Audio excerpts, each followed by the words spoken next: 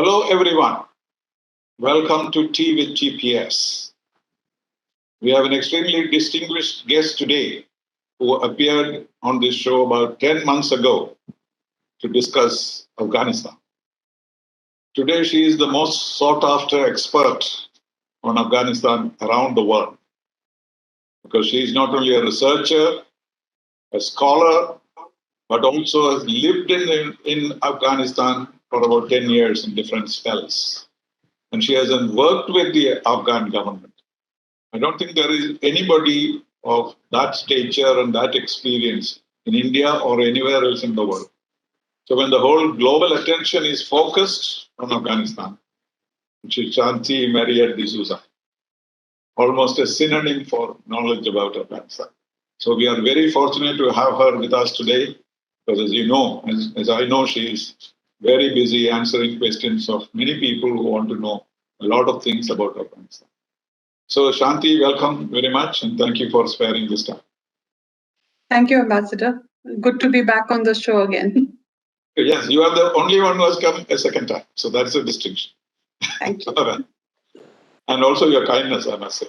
And then one question I want to ask was, you know Afghanistan very well, 10 years. At the moment, Afghanistan has become the epicenter of terror. Everybody is concerned. Everybody is worried about where Afghanistan goes. But let us something nice about Afghanistan that you felt attracted to as a background for all the nasty things that is being said. Well, I've said this before and I'm saying it again. I've always been in love in Afghanistan and in love with Afghanistan. So every trip of mine was such a fascinating experience in terms of learning new things, trying to understand Afghanistan through various prisms, especially in terms of the politics, the security, the economic development.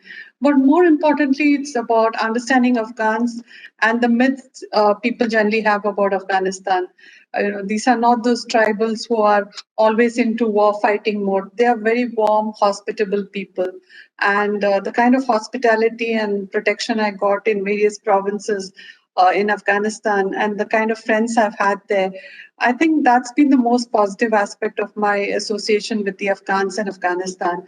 And that kept me going back to that country time and again. And I really want to get back now, given the fact that most of my friends are in trouble and want to get out of the country or want to stay in country, but want to make sure that the rights are protected.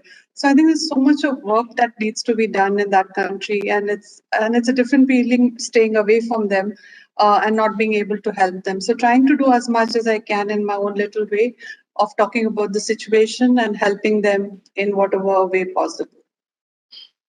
Well, but is there an Afghan personality as such, as different from these various tribes and various groups and, the so-called Afghans? But is there something which, I heard Lee Kuan Yew saying the other day, an old recording, saying that how can Afghanistan be a country? They are just tribals. They are just terrorists. It will never be a country. Full stop. But is that so? No, I don't think so. But I think these are myths which have been propagated about Afghans and Afghanistan, and especially from those people who have never visited the country or understood that country. So, for those who actually haven't been there or studied that country, I think shouldn't be making such kind of stereotypical typecasting of these people because they're so different. Yes, it's true that they're tribal and there are ethnic groups there, but most of the societies and traditional societies do have such kind of organization. The fact is that we have not understood how those social networks work. And that is a gap I think no one's really filled in terms of understanding the ethnography, the anthropology of these areas, and the social and tribal dynamics, which not defines just their day-to-day behavior, but also their worldview.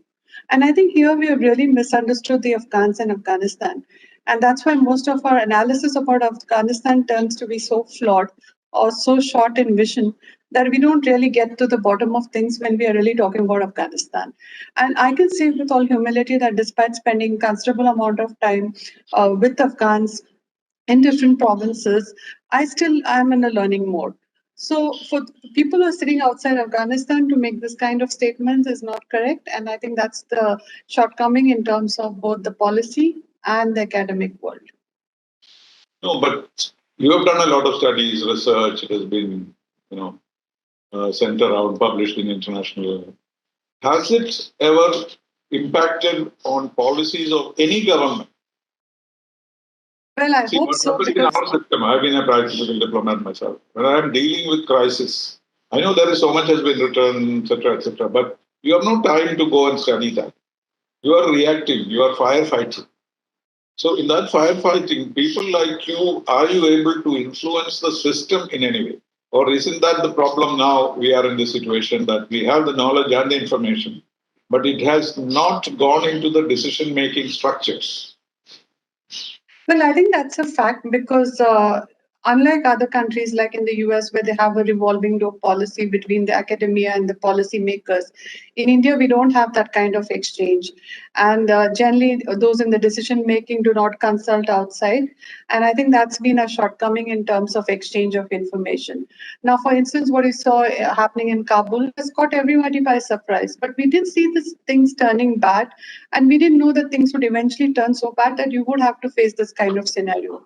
But that preparedness never factored into the decision making. So we're looking at a worst case scenario today with very little options. So this whole idea of having, so much investment in higher education in India, having think tanks and having research organization, but not making it useful to decision making, I think is a serious shortcoming of our system. Also, the fact that those are in the bureaucracy are not very open to outside ideas and exchanges. And that has led to a kind of scenario where there is no fresh thinking coming in. And in addition to that, you also don't get the feelers from the ground. So most of these people who are posted in the ministry have very limited time in a particular department or particular area. So there's no continuity in terms of the policy making or in terms of understanding a particular region. And also we lack that kind of linguistic and cultural details that are essential to understand this kind of terrain, particularly areas like Afghanistan. We think that India and Afghanistan have a lot of similarities. We're almost like brothers and we don't need to get more into details, but that's not true because Afghanistan is transformed and we don't get that kind of inputs which are needed into policy making. So we either factor in what is given to us, mostly based on secondary sources, and there's very little work done on the ground. So there's no primary input coming into this policy making, and this has been my experience.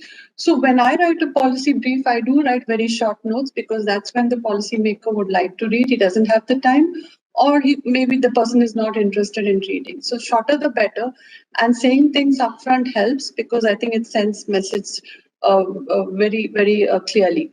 And in addition to that, we also have the space in the media, which I think people in the academia and in the research think tanks can use. That is a service we need to fulfill in terms of public information. So we contribute to the debate on what's happening in Afghanistan by our writings. And that, I think, adds a certain amount of momentum and urgency into our policy making processes. And that's the important contribution. Events, there was no think tank meeting or people like you being invited to give a policy input, etc. Does not happen. It did happen. I mean, there were certain areas where I did contribute certain policy inputs, but I found that there was no action on those inputs. So basically, but at least they don't tell you. At least they don't tell you what they did with it, right? Yes, they don't tell you, not that you want credit for it, but at least you want to see some movement on a particular area where you think you could have done better. Maybe you could have done things differently. Maybe you could have engaged different kind of people. Maybe you could have looked at other areas which they are not looking at. So you do give those policy options, you do make those recommendations, but it's for the policymaker who's sitting in Delhi to make those decisions. And there's no accountability of why a particular decision was made, how was it made, what was the end objective of a particular decision, and more importantly, is there any long-term thinking in our foreign policy making? Are we looking at only short-term outcomes?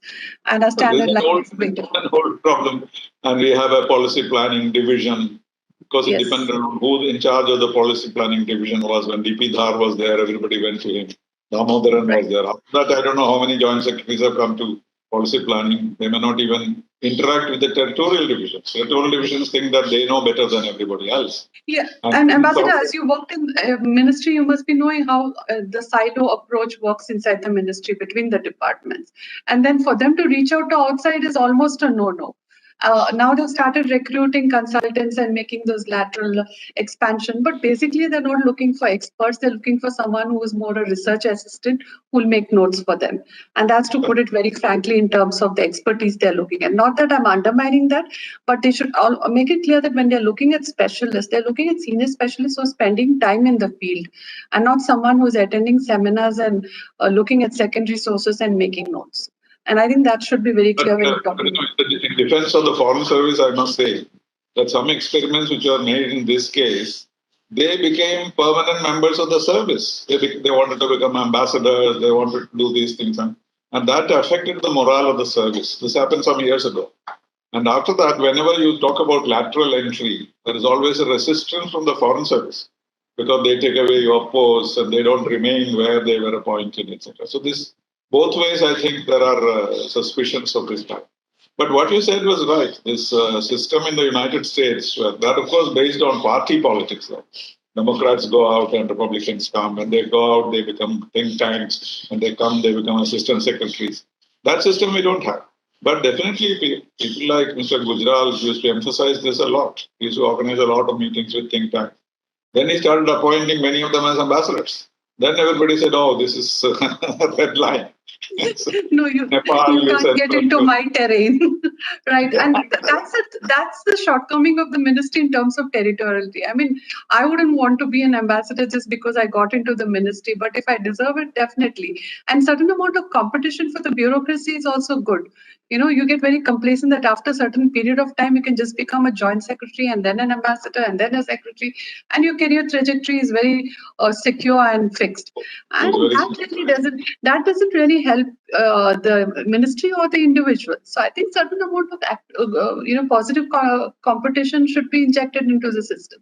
Certain amount of fresh thinking and fresh. The comparison comes with other services. When they'll say, "Oh, IAS does not have this problem. Why should we be facing this?" etc. No, I think you should do that for. No, but Ambassador, I think it should be done for all the ministries. You know, because even in IAS, there are people who are in governance who are working in the field who are making tremendous contributions. These people have to be included in some way. So, I mean, it's for the system to see how much they want to do in these terms and how would they define merit once you're inside the system. Okay, anyway, that's a different debate. Looking back at India's position in Afghanistan, those were determined by forces and developments which are beyond our control. Starting with Soviet intervention, our supporting the Soviet Union for different reasons. Then the Soviet Union leaving and Najibullah. Then you have the Taliban. Then the US comes. We are with the US. And now when the US leaves, so we are left alone without a kind of anchor. And therefore, then that is when we have started thinking about our own independent policy. Isn't that the tragedy of our relationship with Afghanistan? It is absolutely. I think we have always looked for anchor and we have not had an independent policy, and that has been a biggest drawback. So during the Soviet intervention, it was the Soviets and now it was the Americans. India was happy functioning under the US security umbrella. And now when the umbrella has been withdrawn, India is left on a back foot of how to deal with the situation. So I don't think India really, and when you're talking about neighborhood first policy, and you haven't looked at your neighborhood seriously or worked seriously, and it looks like a neighborhood loss policy. So just depending on the superpowers or on the major powers and tilting to a certain power of the time, that I think has been a serious shortcoming, because we should have looked at options where India had to do things alone. And India had the tremendous leverage inside Afghanistan from 2001 till 14-15. And we didn't build on those leverages. We didn't look for options of how to work with Afghans. We depended, or we are counting on Americans continuing there forever. We did, but from 2014... Americans, not with Afghans. That was the issue. Yes. Yeah, that was the issue. But I'm saying that from 2014, there were announcements of exit. So from 2014 till now, what were we doing?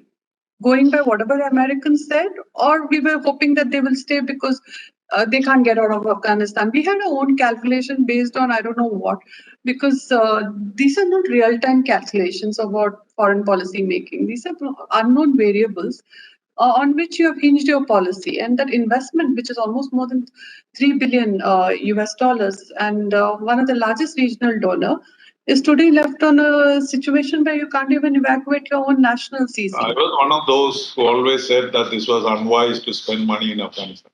Maybe I'm wrong, but I always. No, you're not. No, it's not.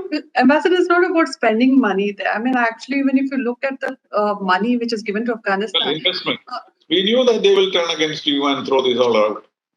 That wasn't the factor. It was about how the money was given and how it was any kind of impact studies done there.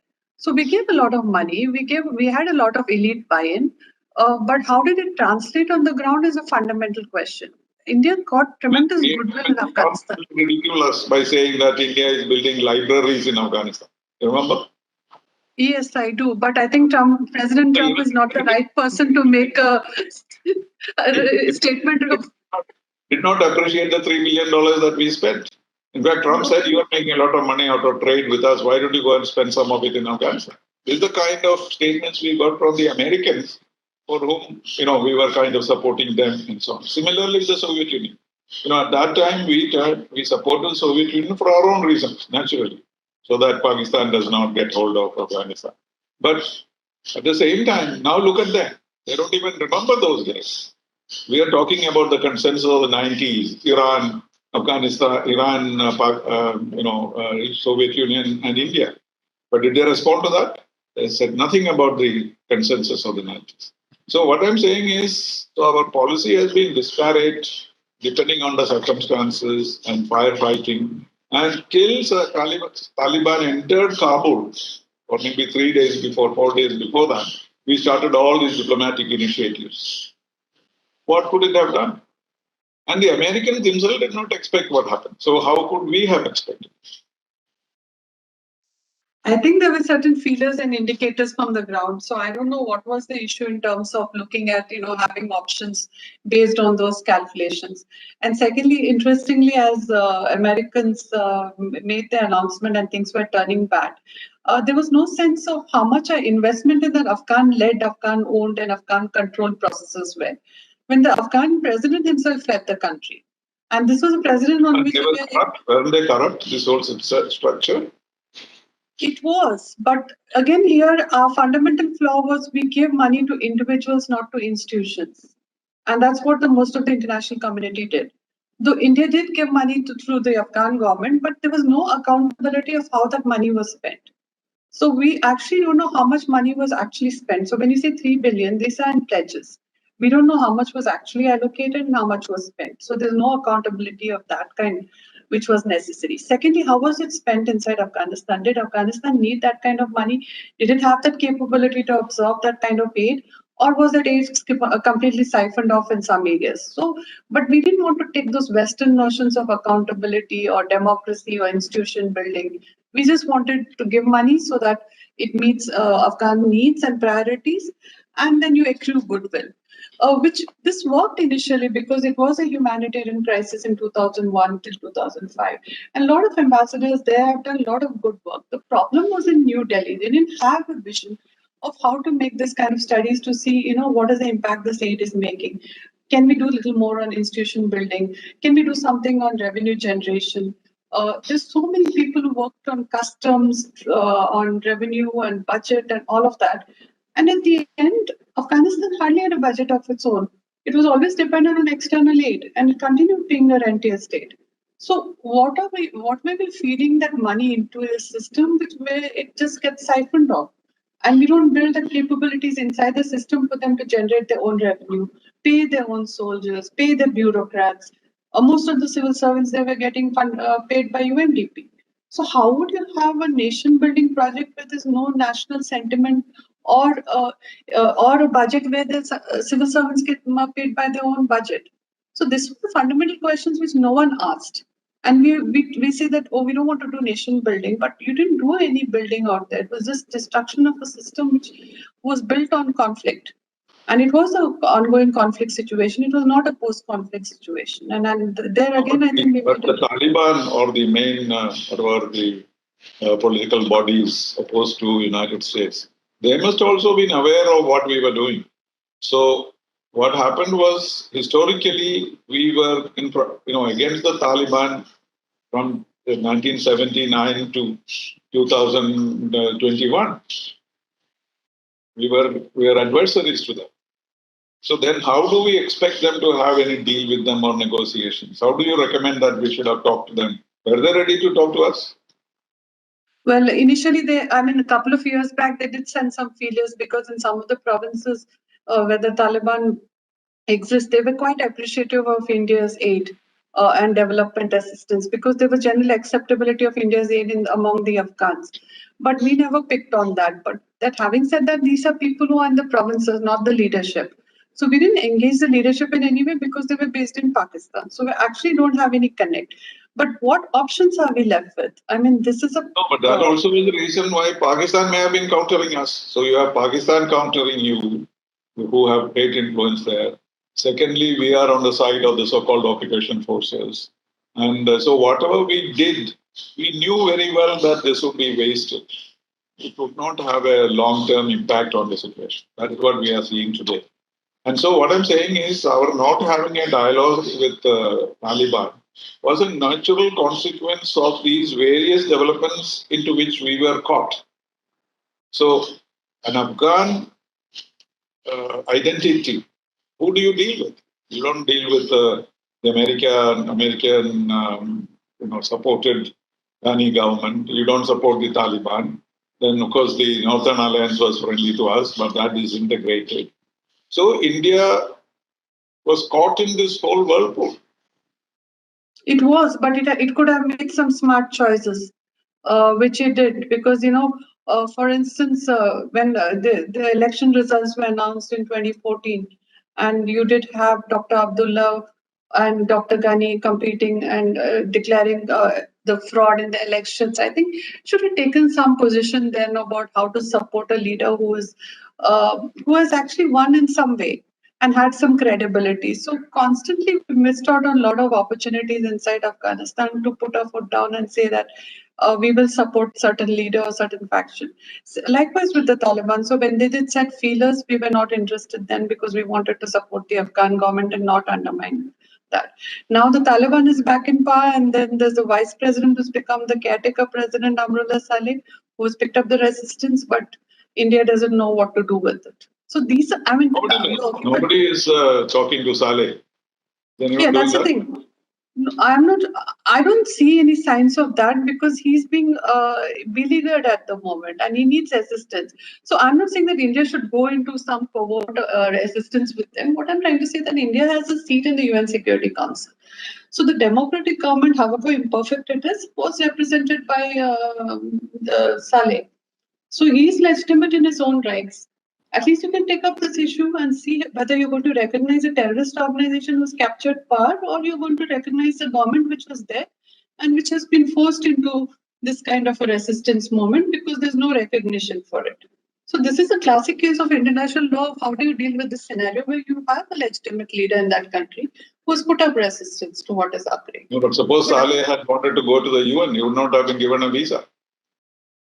Well, these are different issues we have to debate, but he doesn't want to leave the country. So there is at least some. No, what I'm saying is if he wanted to go, I don't think anybody would have welcomed it because they would say that this is a provocation. See, Yeah, the UN, we attach too much importance to the UN and also presidency of the Security Council. I've been through all this. I've been on the Security Council. These do not mean anything. You have to be a permanent member without a veto to have any influence in the United Nations. Otherwise, you are being in as a non-permanent member is like you allowing your child to drive the car. You'll be given the steering. But then the permanent members will be holding the brake and the clutch to make sure that the car doesn't go out of control. That is the kind of relationship between non-permanent and permanent members. Thank you for mentioning that because the enthusiasm and high expectations everyone had with India occupying the UN Security Council seat, I think will get its right coverage now. Because I think it's an illusion of grandeur, nothing else. I have been there during the Iraq War and how we were bamboozled, accepting so many resolutions in India's chairmanship. You see, you cannot stop the permanent members from doing anything. They can stop you from doing anything. So it is not of any advantage, except that you can sit there and, call the next speaker to speak. The presidency of the Security Council does not give you any power or influence except to organize the meetings. This is the reality. So some people would like the opportunity for us to now make UN act, that. It doesn't depend on us. It's sad. Anyway, so UN cannot be of any help in this process. Right. So then you have to do things independently. You'll have to move and act fast. Because even if you want to provide some support to the legitimate government there, which is in resistance, you'll have to act fast now. So I don't know if there's any moment on that. And secondly, I think India has to take position about how it will, whether it will engage the Taliban or not. That's the second question. We say we are engaging with Taliban, but we keep saying we are with the people of Afghanistan. So how? So that means you are making a clear distinction, aren't you? Even today, Mr. Jaishankar said we are with the people of Afghanistan. So who are these people? Well, these people are, some of them are waiting at the airport to get their visas, and we managed to cancel some of them. Get out. Get out. And we're asking them to apply for e-visas, thinking that will be any foolproof method of stopping other people like the terrorists from coming from there to this country. I think we're making things difficult for them. Who you give the visas must reach the airport, first of all. That's the thing. But those in the airport also not able to get out because this is how it's going. So when we are saying we are with the people of Afghanistan, we should be careful of what we are talking in terms of this, because we've already built up a lot of expectations, and Afghans are really sending out the SOS, and we're not being able to help. So I like your expression. I like your expression. We missed the bus, but was there a bus to catch? First, there was a bus to catch, and that was a title not given by me. But I'm not talking about getting on the bus as such, but it was a fact that there was no bus. We could not have got onto any bus at that time, except the American bus. No, it was not an American bus. It was an Afghan bus, because I don't think. I mean, of course, India went with the Americans a long way, but there were some who did make a distinction of getting on the Afghan bus. So I was talking of the Afghan bus because I'm not interested in India getting into the American bus. And Afghan bus, we did miss that opportunities, because I think we should have taken position strongly right in the beginning of how things should have been done, right from the Bush administration to Obama to Trump, and now to Biden. So we are willing to enter. We are going to put the boots on the ground, as the Americans say. Are we willing? No, Americans never wanted us to put boots on the ground. That was a different thing. I have liked it. They wanted us to do it in Iraq. They wanted us to do it in Afghanistan. Afghanistan, I think they were a little wary because they didn't want to create problems for Pakistan or raise the ante for Pakistan. But when they started the war on terror, they could have asked India to be a partner, did they? They asked Pakistan because they knew that a Muslim country, if you send a non-Muslim partnership, it will become worse. It will get entangled in so many issues. That is why they enrolled Pakistan at the point of a gun as a partner of the terror. They said that he went there and told him that if you don't join, we will bomb you to extinction. Yes. So that is how the Pakistani joined. You know that. They threatened that, but they didn't. They didn't help them. They were cheating them all the time. Yeah, they knew that, and Pakistan took huge advantage of the aid they got from US for this war on terrorism, and nurtured those Taliban inside the cities. So you had the Quetta Shura, the Peshawar Shura, and all of this is known and documented. So fact is that either the American policymaker doesn't want to pay heed to the fundamental fact that the problem was not in Afghanistan but in Pakistan and should have been addressed there because the sanctuaries were there. And secondly, whether they wanted to give this kind of money to only promote this kind of groups. So this is a question I think the American public should be answering and asking their policymakers. So why did Pakistan get that money if they didn't actually help in the war on terror? Trump at least stopped it. Trump at least stopped it at one point. Okay, Shanthie, let us forget the past. Let's go for the future. We cannot forget the past. But what do you think India should do now, from today? Well, a lot of things. Why is the government not being formed? Well, one reason is the speed in which things occurred and the way they are trying to reach out to other opposition groups and trying to make it more inclusive and sending mixed signals is a way of gaining some kind of international legitimacy by the Taliban. So this is taking time to let things settle down and then they start what they want to do. So my sense is that there is division within the Taliban, and we don't know where the emir of the Taliban is at the moment. He's still in Pakistan. And Mullah Baradar, who's in Kabul, has different elements with him. But they're also reaching out to the opposition leaders like former President Karzai, the chairman of the National Reconciliation, Dr. Abdullah, and also Gulbuddin Hekmatyar of the Hizb Islami. And in a way, I feel this is strategy of actually co-opting the opposition in the name of being inclusive so that you don't have resistance and opposition inside Will they Afghanistan. join? Will people like Abdullah or Karzai join in a coalition? Do you think? They are in talks, so I'm not sure how it will go because at the moment they want to be a part of it because that's the only option they have. But and the Taliban want it because they want it to appear it's very inclusive and quell any opposition by doing this. They've even reached out to Masood, who is in resistance at the moment. So they're using pressure tactics and talk tactics with him also. And the rest of the opposition has got dismantled in ways we don't understand how it really happened. But one of the fundamental things is that regional countries are not supporting those commanders anymore. They all reached out deal with the Taliban, Russia, China, Iran. So there has been no support from this proxy for the proxy warfare. So what we look at is a formation where they are making an outreach, taking time, trying to project a very modern and moderate face so that they gain some international legitimacy and credibility and get some money from international community for the image they're projecting. But And moderation also, in words, but not in action. They're actually shooting people and throwing women inside the these are homes the and two, things like that. yeah, that's So true. The two the images two coming up. different faces of Taliban. Yeah, and what you're seeing in Kabul is actually not really depicting the reality because in the provinces, these brutal tactics are being used by the Taliban, especially on the women. And some of them are beaten, most of them are being forced into marriages, and human trafficking is increasing. So these are real areas of humanitarian crisis, and we are not done anything almost like 10, 12 days now. And it looks like a serious situation which is building up, and no one's really prepared for that. No, but there are some now some Western writings you must have come across saying that after all, Taliban was not so bad. When the Americans were looking after Kabul, they were looking after the provinces. They were dispensing justice to a certain extent, and therefore there was a certain amount of popularity for them. And that may be the reason why the Afghan forces did not really engage them in combat. Is there any So truth in that? no, I don't think that's really true. What Taliban did is that in areas where the Afghan government was not able to deliver basic services like justice, they had the system of delivering justice. And that's why the people turn to the Taliban because if you don't have courts and judges and any kind of government presence, where do the people go to? They go to Taliban because they deliver instant justice, and that's what occurred.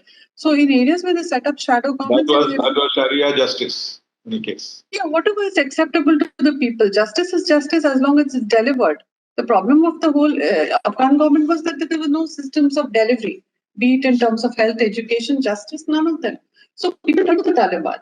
And that's not because they were popular. They had no option. They were caught between the devil and the deep blue sea. So that's not true that the Afghan forces did not fight the Taliban because these people were popular and then they just went and joined the Taliban. No, I think Afghan forces fundamentally lost their morale for fighting when you signed a peace agreement with the Taliban.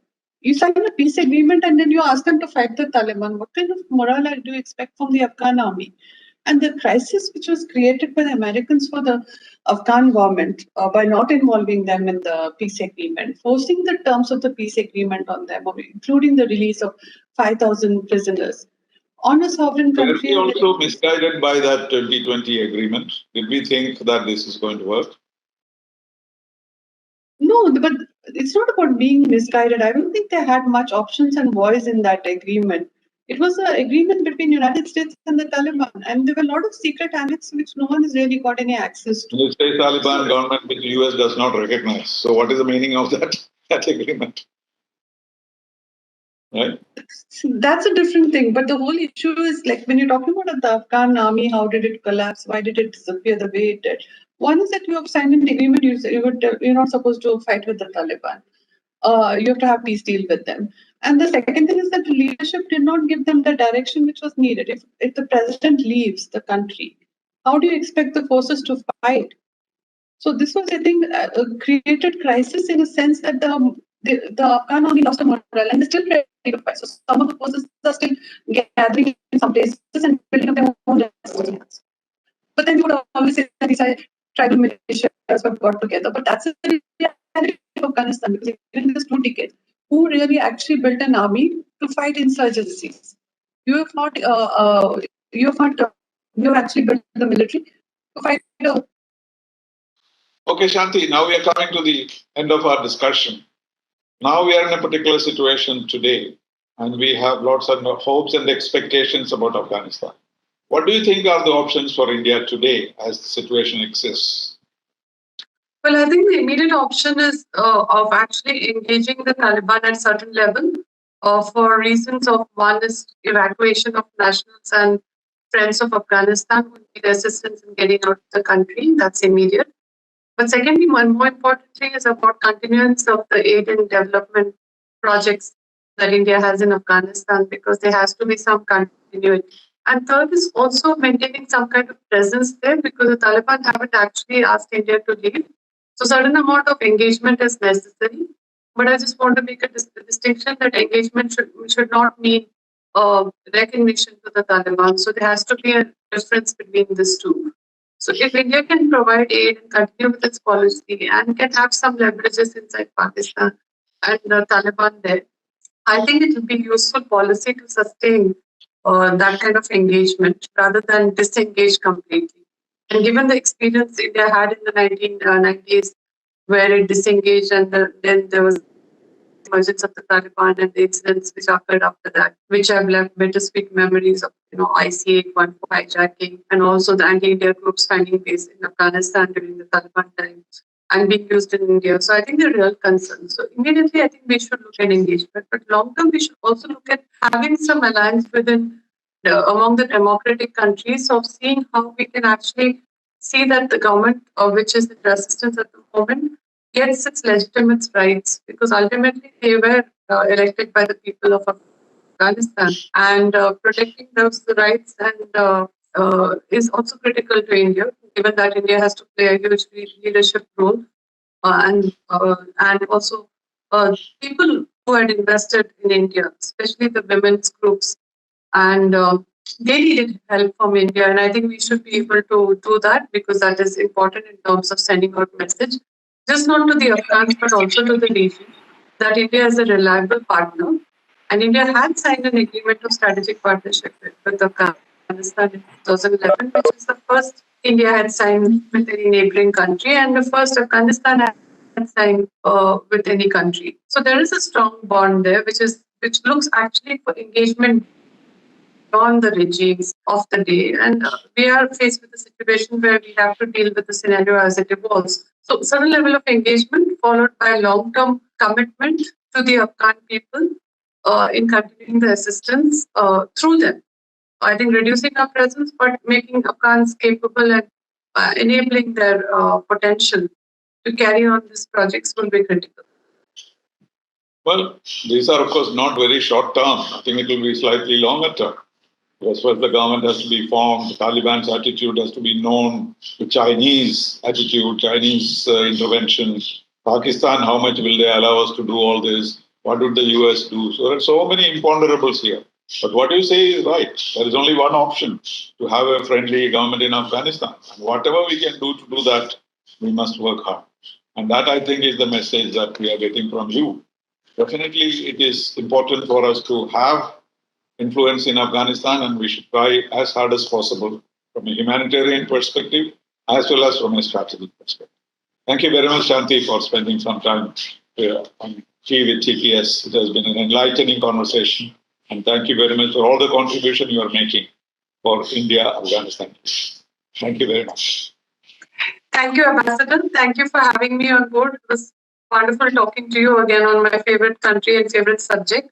And I hope things shall pass for Afghans and they see a better future. So thanks once again for a very useful and engaging debate. Thank you very much. Thank you very much for joining. Thank you.